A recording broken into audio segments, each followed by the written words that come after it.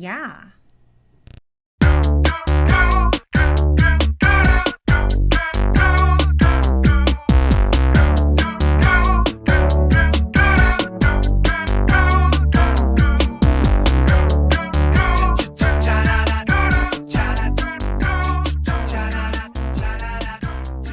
Hello, podcast family. This is your unoriginal host, Afton J, and I'm happy to be hanging out with you wherever you are today.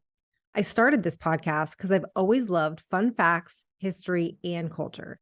I consume so many books and podcasts that it made sense I would find friends out there that loved some of the same things that I do. And boom, my Unoriginal Thought podcast was born. I don't know how many other nerds out there are going to want to hear about the fascinating world of idioms, but we're going to go on this adventure together. Let's get into the intellectual journey that is this episode.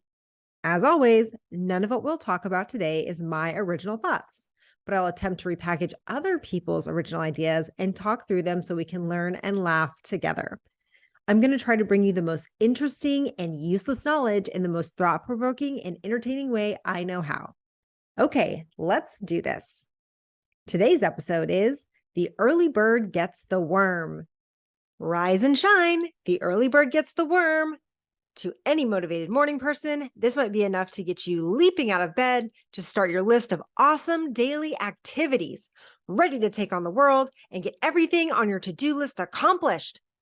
To any non-morning person, these words could be the most annoying thing you hear all day. Why wake up at the crack of dawn when all you want to do is sleep in because you have all night to be up and get the things done as the night owl you are? Regardless if you're a morning lark or a night owl, this expression is super interesting and deserves to be explained. Let's start with the origin of the saying. Here's the part of the show where we play the super fun game, What the Idiom, where we have unsuspecting friends guess the origin of this week's phrase. Let's start with our first friend. Where do you think the early bird gets the worm comes from? Like, what is the origin of that proverb? I think it's the bird that wakes up the earliest in the morning gets the worms because the worms come out of the ground in the morning. Yeah, that's what it means. Where do you think the origin comes from? I have no idea. If you had to take a guess, where do you think it comes from? The period it comes from, who thought of it, why they thought of it? I would say farmers, worm farmers. They would be like, oh, that early bird got up before me and ate all my worms. That's where I think it comes from. It's a good story. Good guess. That's it. Okay. The worm farmers. Worm farmers. Okay. You can Google it. It's solid. I Googled that answer, and unfortunately, I did not find anything about worm farmers. Good guess, but that answer is incorrect. Maybe our next friend has a better guess? Where do you think the origin of the early bird gets the worm originally comes from? Ooh, the early bird gets the worm. I would imagine it would have something to do with hunting or fishing or something along those lines. Because I'm thinking like the origin, right? Like nowadays we think of it as, hey, wake up, get after it, go crush your day. But back then, I feel like it's hunt to survive or fish to survive. You should probably wake up early to go do so. So you're saying some random dove hunter / fisherman was like, hey, broskies, the early bird gets the worm. And the rest of them were like, oh, yeah, that's gold. Oh, yeah. Yep. The early bird gets the worm. My brother was like, well, what if you're the worm? I was like, I have not thought about it from that perspective. So then the late worm stays alive. That is very true. Very true. Okay. Yeah. That's 100% not it, but that was a great guess. So. Hunter / fishermen, good try, but we still have not explained the origin of this idiom. Let's try one more guess. Where do you think the early bird gets the worm comes from? I feel like it sounds silly to say like, oh, like it's an England term. I don't know. Like to me, this is gonna sound so stupid. To me, it sounds like fancy, like an old English like expression, you know. So I would say, I don't know, like came from like an old English dude. That's what I feel like that expression would come from. It was an old English dude. I'm so proud of myself. Yeah, it was an old English dude that wrote an old English book. You nailed it. Oh my gosh. Okay. I'm like, wow. Yeah. I should go get my doctorate in English. You should go get your doctorate. I'm the smartest woman alive. I am the smartest. I've always wondered too where that comes from. Like the early bird gets the worm. Like it's just something like I feel like everyone has heard their whole life. I know. That is the point of the podcast. I love it. All of these guesses are so funny. Thank you for everyone that played along. Now, let's get back to the origin story. First of all, some would say this is not an idiom, but a proverb. An idiom being a saying that are often less clear and need some context to understand. A proverb provides a piece of universally accepted knowledge. I think this expression is pretty clear. The bird being you and the worm being, well, the prize. We get it. It's not as complex as some sayings like bite the bullet or blood is thicker than water, which we'll explain in future episodes. Shameless plug. Keep listening. The Cambridge Dictionary defines the meaning as a saying that means someone will have an advantage if they do something immediately or before other people do it. Other definitions state this is an old proverb which emphasizes the importance of starting something early to maximize the potential outcome. All of the research says that the definitions are always something of this nature. If you do things early, you will be rewarded. As an extreme planner, I would say I live and die by this statement. But for my non-planners out there, I know this could make you absolutely cringe. I have friends that are always doing things by the seat of their pants, and it seems to work out for them.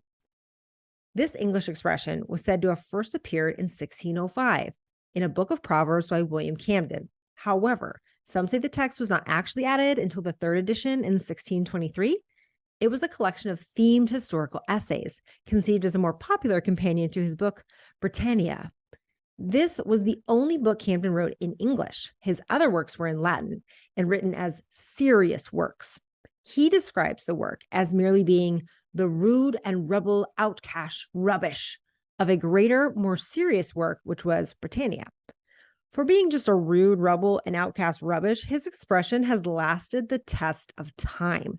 Can you imagine if William Camden was here today and he was able to see what happened to his proverb? I can just imagine him being like, for what is this TikToketh and memeth? Okay, that's a horrible impression, but can you imagine? It showed up again in 1670, and it was published in a book of a collection of English proverbs by John Ray. However, the fact that it was in this book of well-established proverbs at the time shows that it had likely been an important figure of speech in the English language for quite some time before that, and had been used before it was put in the book. This is a literary classic that you've probably already read, but let me remind you what John Ray said about our idiom here. As it was stated by Mr. Ray, 'tis the early bird that catcheth the worm. We have modernized the saying now, as most people would say the early bird catches the worm or the early bird gets the worm. Not as fancy as the way Mr. Ray says it, but it all means the same thing. And if you really want to annoy your night owl friends, the next time you wake them up at the crack of dawn, you might try the old school version of the saying. Good morning, 'tis the early bird that catcheth the worm. I'm sure they will love that. This phrase is so commonly used that it's even shortened to early bird on occasion, such as early bird specials that you might see in restaurants or stores. The phrase early bird might conjure up the picture of old people eating dinner at 4:30 or getting half-price tickets at the movie theater for anyone too tired to see the movie at 9 p.m., which I now understand why this can be popular. As I get older, I too want dinner early and I just want to go to bed. Saturday nights for me now are working, eating, writing the podcast, and then going to bed at like 8:30. I'm super excited now that I'm in my 30s. In my 20s, I could get all the worms all morning and stay up all night with the night owls. Now I would just die. Maybe Mr. Camden was in his 30s when he wrote the saying for his first book. I can imagine him slumped over his wooden chair, quill in hand, thinking about what to do that night. Do I hang it out with my friends at the old ye pub or catch a poetry reading? Maybe I will eat dinner at 4:30 and go to bed and rise to waken and be productive like the birds that catcheth the worms. That's a really horrible impression, but I can just imagine that happening. Now that we have discussed the origins of the early bird gets the worm, how do we use this phrase? Does the early bird really get the worm? Are morning people or night people more successful? Research conducted is polarizing and contradictory. However, there is some very interesting research about morning larks and night owls. The first book we will talk about is Daniel H. Pink's bestseller, When? The Scientific Secrets of Perfect Timing. I loved this book.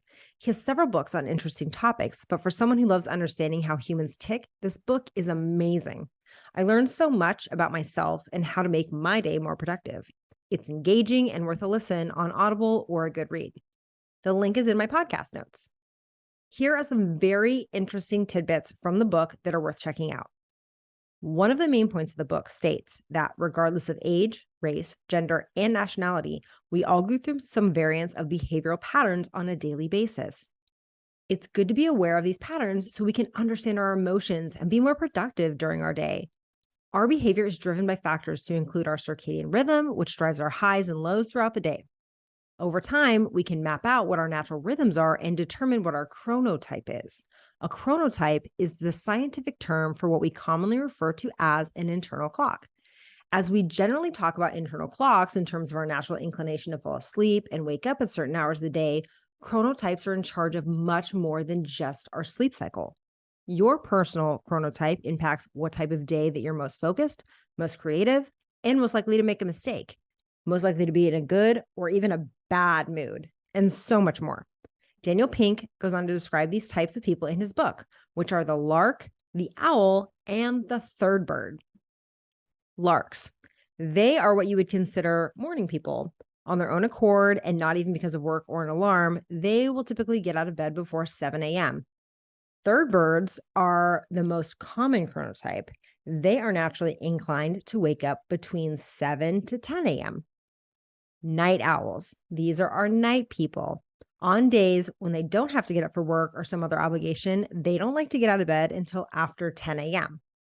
Now that we know what a chronotype is, what's yours?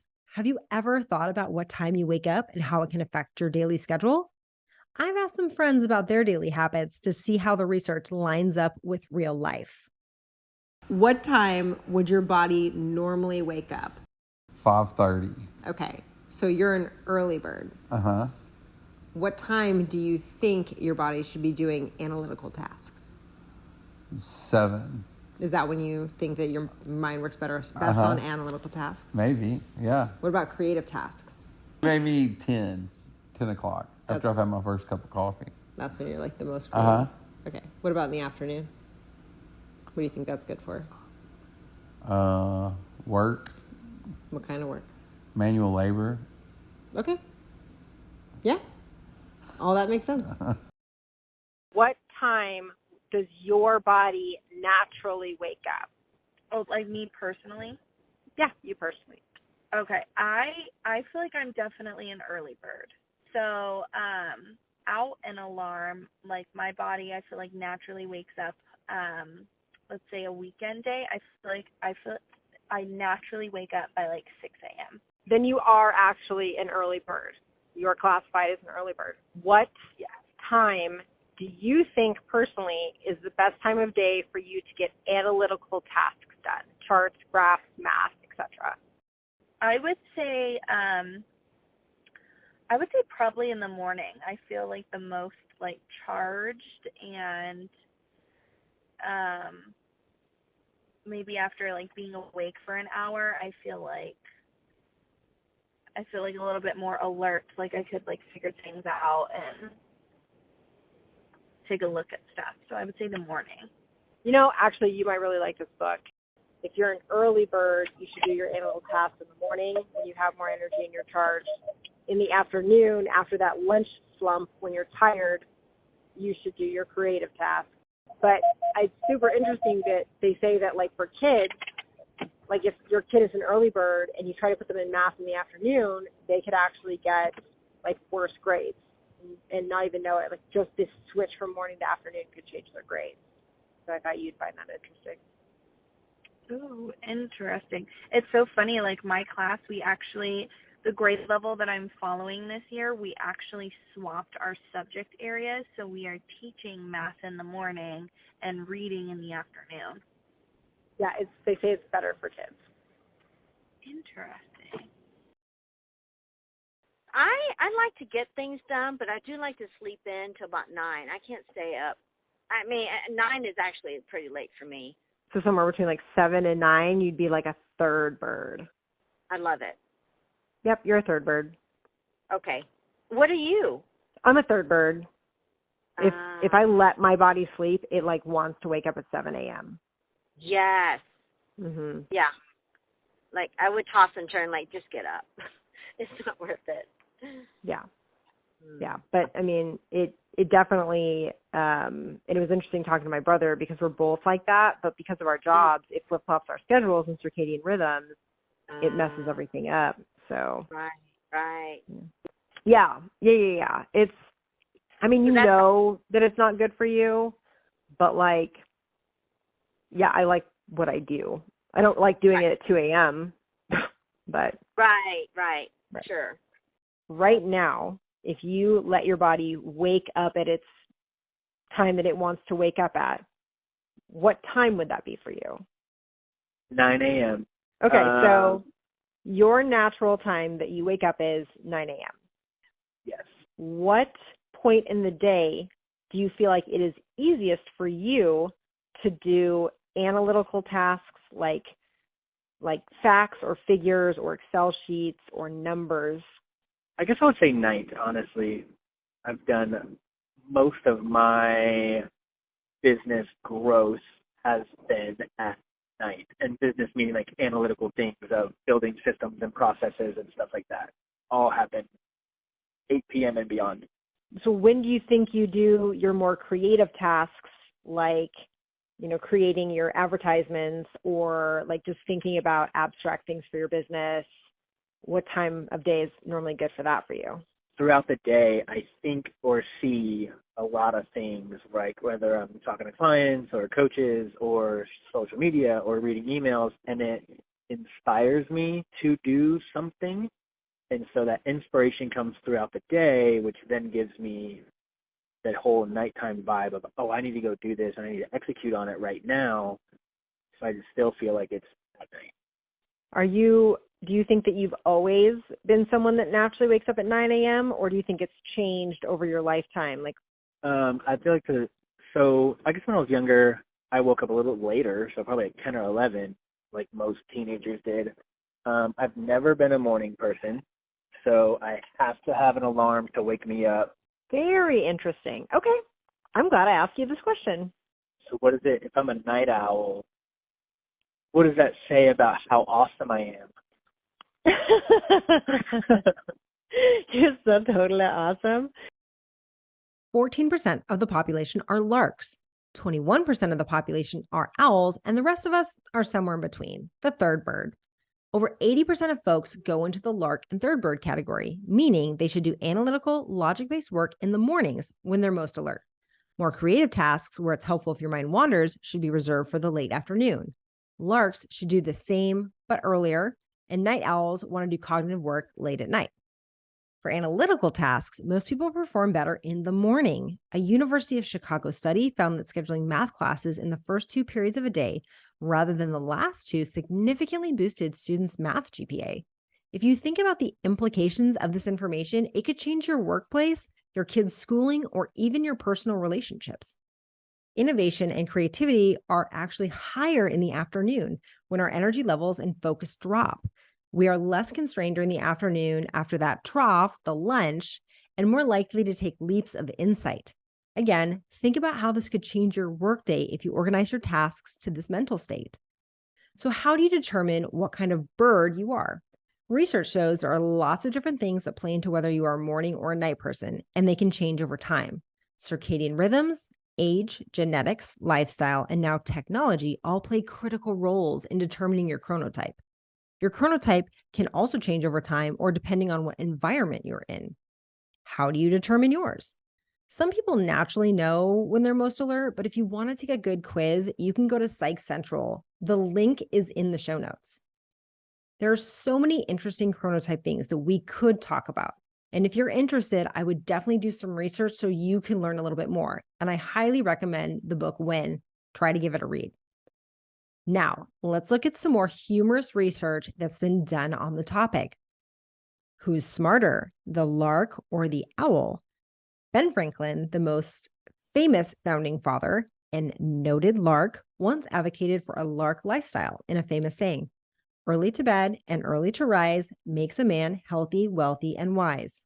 It seemed to work for him. He did everything under the sun, including being a founding father. He would travel all over the place. He invented stuff. He just had so much energy. I wish I had that type of motivation or time.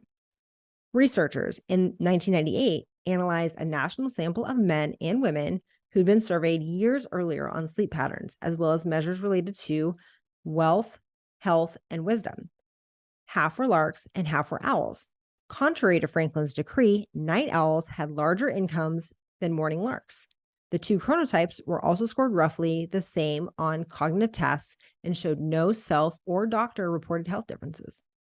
However, another lark versus owl study published the following year looked more closely at the question of brains.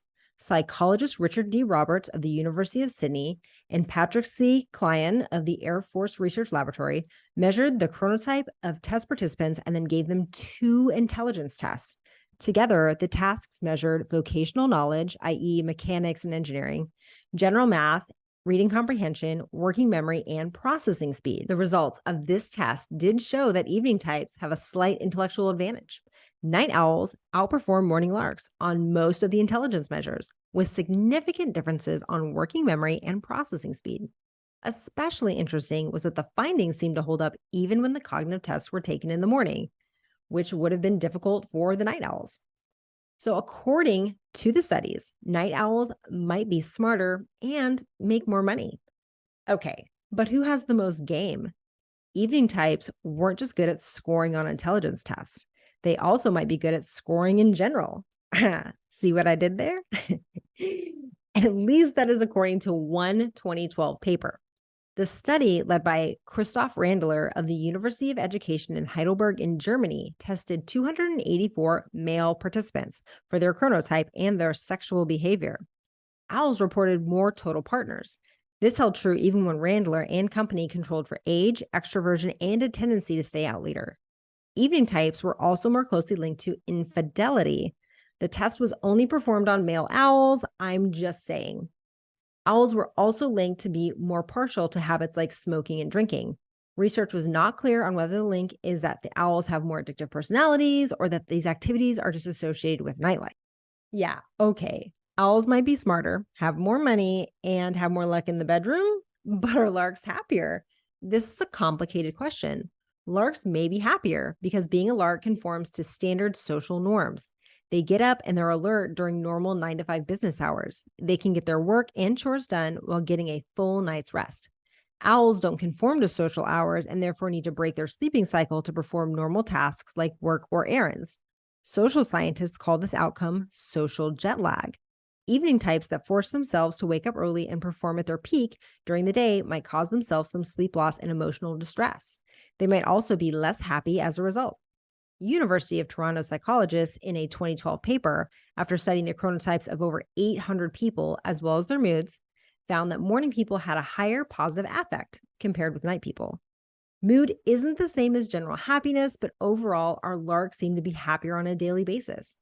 Other studies have stated that larks tend to be more agreeable, conscientious, and proactive than owls, which might tend to make them more positive people as a whole. However, if owls are smarter with more money and game, it's a toss-up to which chronotype I would rather be. On top of being potentially smarter and richer, which I still need more scientific proof of this, but as a morning lark, I digress. There are some cons to being an early bird that catches the worm, as stated in another popular idiom. You can also be someone who, quote, jumps the gun, which means to start something before you should. This saying comes from the early 20th century track and field races. Racers were rarely punished for starting slightly before the gun went off to get an advantage on the competition. It became so prevalent that it was considered a sports trick to, quote, beat the pistol. After cracking down on the practice, it was made illegal to jump the gun. I talked about this earlier. As a super planner, it always makes me so mad when people who plan at the last minute do things and it just works out fine. I'll plan something and someone who waited will get a better seat or a better deal. And it just makes me so annoyed. Another way to put this is that I find even funnier than jumping the gun, and something I've always had to laugh to myself about when things don't work out for me, is the saying, the early bird gets the worm, but the second mouse gets the cheese. This clever parody of the original proverb is attributed to Jim Horning. It suggests that in some situations, it's better to be first, but in others, it's even more powerful to be second. In this case, the first mouse is killed by the trap and the second gets the bait. But such is life. All of this research, and I don't know which one is better, being a lark or being an owl, being the bird that gets the worm or the second mouse to the cheese. Whew, that is an incredible amount of information and things to ponder. I will leave you here with these intellectual snacks to think about, and you can tell me what you think about the podcast by leaving us a comment or sending us an email to myunoriginalthoughtpodcast@gmail.com.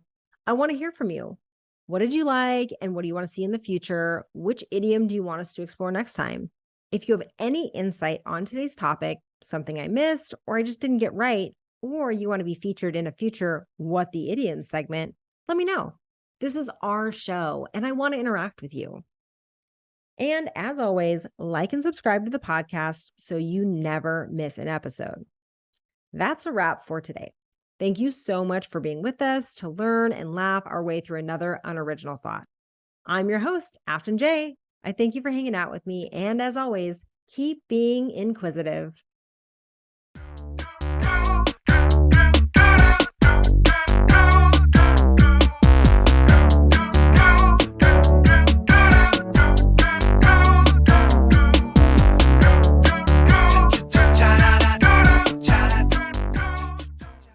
Hey, I just wanted to let you know that if you couldn't get enough of this episode, we will always have bloopers and other interesting conversations included afterwards.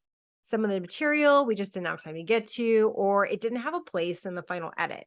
But it's always thought-provoking or funny or possibly both. If you're interested, just stick around. Bloopers. Oh, yeah. This episode, we have a few different extras for you. This first clip is an extra from our What the Idiom segment. This time, we had several different people think this phrase came from farmers or something similar. Where did you think the origin came from? Was it also farmers/fisher/huntermen? Do you think you might know where the origin of I have the early absolutely bird? zero clue. Have you had to take a guess, even what region or time period it's from? I don't know. I would think farming, something to do with farming. You are not the only one that thinks it's farming. Really? Yeah. We've gotten farming, hunters, like all of that kind of answer. And I was like, okay, yeah, farmers wake up early. So that makes sense. Mm-hmm. But yeah. That's all I know. Yeah, it's not farming, but it's a good guess though. The farmers. Yeah. No, that's probably a pretty good guess. Let's see. It is from a literary term that again comes from the English language. So, but I mean, you never know. Maybe this writer was sitting on a knoll and he was like, "Look at those farmers! They're up real early, and there's birds and there's worms. I'm going to put all that together into a book." I don't know. All right, I like it. Then, girl, I'm gonna have to look it up myself. You could just wait for the podcast to come out if you want. Okay. In this clip, we talked to a fitness and nutrition coach. We discover the profound effects of circadian rhythms on our overall health. She brings up some great points that we're just not able to get to during the podcast, such as sleep hygiene and how it affects performance. We also talk about another thought-provoking book, Can't Hurt Me by David Goggins, which I'll link in the show notes if you're interested. Every time. It's like, okay, and go. And it's like a laugh. This could be dangerous. Because I'm like that person that you don't look at during serious things because I'm going to laugh. I know. It's hard. So would you consider yourself an early bird or like a night owl? Definitely not the afternoon. Late evening. After 2 o'clock, you can hang it up. I'm no good. And it doesn't matter what time I got up. Mm-hmm. If I stayed in the bed until 1, I'm still not going to be any good after 2 o'clock. What are you doing after 2 o'clock? You're like, you just hang it up and... What are you talking about? Like, but... Yeah, like what kind of things do you do after 2 o'clock then? Well, sometimes, ride the golf cart, go fishing. Hell yeah. Drink a beer. We don't... When it cuts off in our house, it's like, oh. I gotta be fishing. Or drinking a beer, too. Even then, that's going to be done by like 8. You're good for like a couple hours in the morning, a little bit of fishing in the afternoon, cut off by 8. Mm-hmm. Welcome to over 40 menopause. Yeah. It's just the way it rolls. At least it's real. I mean, this is what you have to look forward to. That's exactly right. That's right. Because, I mean, and it's different because in my 20s and even 30s, like, I was very much a night owl. Like, I could stay up all night long. I could drink caffeine until 30 minutes before I went to bed. I could sleep like a baby and get up 4 hours later. Like, I burned the roads up. Like, I would be up 20 out of 24 hours. Mm-hmm. Work, go to school, had a toddler, in a relationship, driving an hour and 30 minutes one way. Like, I did all that stuff. But if I had to do that now, I'd be, not doing it. Yeah. Huh. Interesting. Mm-hmm. Yeah, they talk about your circadian rhythm changes throughout your lifetime. Yes. And like I said, like, I have grown to enjoy getting up early as of late. Yeah, and getting in your own rhythm and like not a set schedule, not working for the man on the man's time. Mm-hmm. Yeah, they were talking about some people get social jet lag where like we force people to be awake like 9 to 5. Mm-hmm. So if you fall outside of those categories, then you like might have an issue like fitting into society, especially like night owls who like they stay up all night. Well, they have to wake up and break their sleep to get anything done normally. And it's weird how things impact that too, because I worked a second to third split when I was pregnant with my second child. And I ended up having high blood pressure because I couldn't sleep during the day anymore. Like whatever, like that's a whole thing that happens with third shift workers. Really? Yeah. That it like impacts your like physical health. Yes. Like you can't, I forget what they call it, but it has a name where you can't sleep during the day anymore. And so like my doctor had to write for me to go to work on first shift because I was going to be preeclamptic because I couldn't sleep. I wasn't getting any rest during my pregnancy. I did not know that. Are there any other like physical things that you've seen like linked to the circadian rhythm or that you know of? Like you teach your clients, or does it affect their workouts or their nutrition? Oh, well, sleep is huge. Yeah. Anyway, but it's a matter of figuring it out. And your sleep hygiene, what we call sleep hygiene, what does the 1 to 3 hours before you lay down to go to sleep look like? What are you doing, and how are you preparing your body for rest? And then are you allowing ample time for your body to rest before that? So sleep hygiene is huge when it comes to overall health, wellness, and performance. Yeah, absolutely. Do you run into problems with that ever? Because it's an area that people don't think they need discipline, but you have to be just as disciplined in how you prepare your body for rest as you are in how you prepare your body for work. That's so interesting. I never thought about that. Like, but obviously, like, as a coach, you have to think about those kinds of things and how all of this affects everybody. And it's all linked. And so many times people come and they, like, what do you want to see happen? And obviously outside of losing weight, which is most often what we see, it's I need more energy. And when you ask, what does that look like? They'll explain things and you'll say, well, how's your sleep? And it's typically broken, or I get up to go to the bathroom, or I don't go to bed until late, or whatever that looks like. And so you're like, okay, well, what is your nighttime routine? What does that look like? And then when you start to break that apart, well, I lay in the bed and watch TV until I fall asleep, and then the timer turns the TV off. Like, that's one of the most horrible things that you can do for sleep and rest and regenerate. I mean, because that's when everything repairs. So once we fix hydration and then we fix sleep, most of the time they feel better, and then they can focus more on eating better. And like, I have one particular, when we talk about this, I have one particular client that I think about because she had a horrible like nighttime routine, and she wasn't sleeping. She has thyroid issues, so that impacted as well, and all these things. And when we really got honed in on what her nighttime routine needed to be and what her sleep hygiene looked like it was a game changer for her. It improved her mood during the day. It improved her productivity at work in the morning. She felt better to get up and eat breakfast, where normally getting up and eating breakfast would make her nauseated because she hadn't rested well. Like, it was this whole domino effect of events that would happen. That's incredible.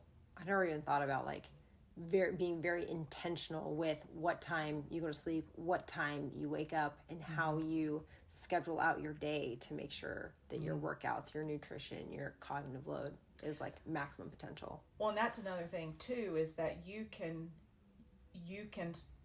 adapt your rhythm by setting up those things in a time. So if you know that you need to get up at 5 a.m. to be at work by 7, and you know that you need 6 to 8 hours, like, you work backwards. So then when does my nighttime routine need to start? And that's how you really figure out.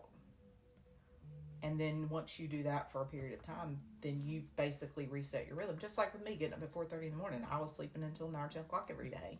And I started setting the alarm. Now, more often than not, I will wake up around 4:15 before my 4:30 alarm even goes off, because I've prepared, and my body's like, okay, it's time to go now. Yeah, we haven't. So the podcast that I did, there's a book and it talks about your natural rhythm.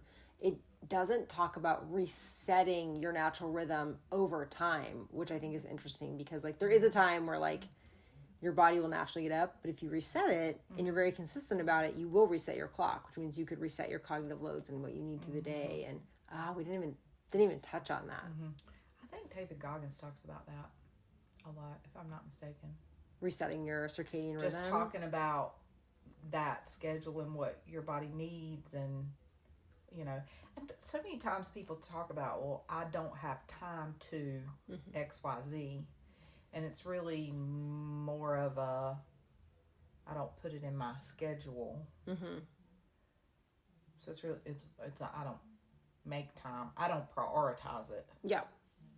Rather than I don't have. Yeah. And I get it. Like there's a lot of people where like you have set things, so it's like you have to do certain things, or like kids or whatever that'll throw it off. But you're right. If it's a priority, then it's a priority. You put the kids to bed earlier so you can go to bed earlier. Correct. So everybody can wake up earlier or whatever. And that was a thing at my house. I mean, we don't have kids in the house, but that was a thing at my house when I started getting up at 4:30 in the morning. Like, my husband is a night owl. He has ADHD. He stays up late until everything calms down. And I was like, I cannot stay up until 11 and then get in the bed and then need 30 minutes or so to wind myself down to go to sleep, to then turn around and wake up at 4:30 in the morning. Now I've effectively gotten maybe 4 hours of sleep. And so we actually started going to bed earlier, and it's been much better, but he also is beginning to feel better because now that's impacting him. Oh. So he's getting up earlier. too. Interesting. Probably not this week because I'm not there. Because you're not there. He's like, man, fuck it. Stay up all night. I don't know what time he got it. Well, he was up earlier today. Well, I say earlier. It might have been like 8:30 here, so it was 9:30 there. Yeah. But that's about normal. Yeah. That's about the norm. So interesting. Yeah. Yeah. I love all of that stuff, and I have to go back and read the David Goggins book. I mean, it sounds very David Goggins-esque, where he's like, get up at Just 2 a.m. and eat 500 eggs, and I know, right? I David Jr. in there. Oh my gosh, dude. I read the David Goggins book, and I feel like I'm like I can follow some rules and stuff, and I was like, this guy is fucking nuts. Like, there's that is like so extreme when he talks about when he ran the race and gave himself kidney failure. Yes. I was like, you did what? Why would you do that? Why did you do that? Right. Like, okay, man. Whatever. It's your world. We just live in it. I know. There's another one. It's your world. I'm just living in it. We were at Cool Fit this morning, and the girl's like, look, it's not my circus, not my monkeys. I was like, I want to do that one. What's next? Yeah. This next clip comes from the only night owl I interviewed. He is an entrepreneur and he can set his own schedule. It was interesting to hear how he sets up his days compared to the research done about owls. If you want to learn a little bit more about owls, then this clip is for you. There's a book called When by Daniel Pink, and he goes into that there are natural ways that our bodies function, and everyone's a little bit different. And so there's early birds, there's larks, and then there's a third bird, right? Or the owl and then the third bird, sorry. And most people fit into the like third bird / early morning people, and then very few people fit into like the night owl type of person. But depending on the person that you are, you should do certain tasks at certain times because of your circadian rhythm. Well, what I find is interesting is, and I'd have to go back and look about the night owl stuff because I'm not a night owl, so I don't remember what it said, but there is a cognitive load that you should be putting on your body according to your circadian rhythm. And I do think that it calls for your tasks to be, your like cognitive tasks to be at night, which is what you said. So I have to go back and take a look at it. But yeah, that'd be very interesting if you are naturally following that circadian rhythm with what you do when you wake up at 9 a.m. So yeah, I don't like in the morning. I'm like not awake. Even if I have caffeine, even if I work out, like it's almost like if you gave me the same tasks, you said, hey, today I need you to do these tasks at 8, 9, 10 a.m. But tomorrow I want you to do the same tasks at 8, 9, or 10 p.m. I would probably, one, do it better at 8, 9, or 10 p.m., and two, be more motivated to do it at 8, 9, or 10 p.m., which is, I don't want to do anything in the morning. Like, that's funny to think about, because now I do like to work out in the morning. I actually really do enjoy that. But I think that's mostly because, like, I don't want to break up my day at night. Yeah. Like, at night, if I'm flowing and working on something, then I don't want to be like, oh, it's 6 p.m., 7 p.m., I got to go work out. And I just, like, have to break that, like, concentration period. And so if I get my workout in early, I can essentially work the rest of the day with no interruptions. So this is like a quick, I like to do multiple sources, not just single source, but like this is a quick search. And from what I remember from the book and from other things I've read, this is kind of true. But so it does say that if you're a night owl, we force you to conform to a 9 to 5 schedule, just like everybody else. So that can be very detrimental to the night owl who just that's not their natural thing. Like you said, like you're really tired in the morning. You don't fit into a 9 to 5 job. That would like not cognitively be good for you. And it says, so night owls can enjoy a more peaceful environment with no noisy distractions. So they enjoy that. They tend to be more sharper and more focused. This one was interesting. There is a correlation between night owls and being more social creatures and or having a higher level of alcoholism. But they also are like, well, what do you do at night? Like the things that are open at night are like bars, social things, stuff like that. So they're like, is it a correlation between drinking too much, or is it just like people don't drink at 5 a.m. So like the morning people are not drinking mimosas, you know, so they're having coffee. So that could not be a statistical correlation, but it just is something. Night owls can concentrate longer and achieve more than early risers. That's an interesting one. And then, traditional jobs and school schedulings are not your thing. But good news is that remote work has solved that issue. Sadly, night owls may face other concerns like mental health issues and metabolic risks. But on the upside, it says a lot of creatives bust out their work at night when it's very peaceful and quiet. So recent research indicates that certain genetic markers decide whether we are naturally inclined to be an early bird or night owl. By understanding your chronotype, you can plan your work schedule and tasks effectively to utilize your peak performance periods. So this is what they're talking about, where like people just don't follow these or understand these, so they're not getting the most out of their productivity. But if you understand your chronotype and your specific sleep schedule and or how your body functions, then you can like take advantage of that throughout the day and be the most productive you can be. So. I like it. Fun I fact. also know, like, if I get on a project, like, I could stay up until like 2 or 3 a.m. until it's finished. Mm-hmm. But like, if I get on a project at like 9 a.m., I'm like, oh, I need to take a break. I need to like go eat lunch. I need to go get an energy drink. I need to go like, for whatever reason, I can sit in front of the computer at night for hours and never get up. But in the morning, like I have this craving to like get up and break it up and like get distracted and So very, very strange. Yeah. Okay. I really appreciate you answering those. Those were really good. Okay, bye. Okay, bye.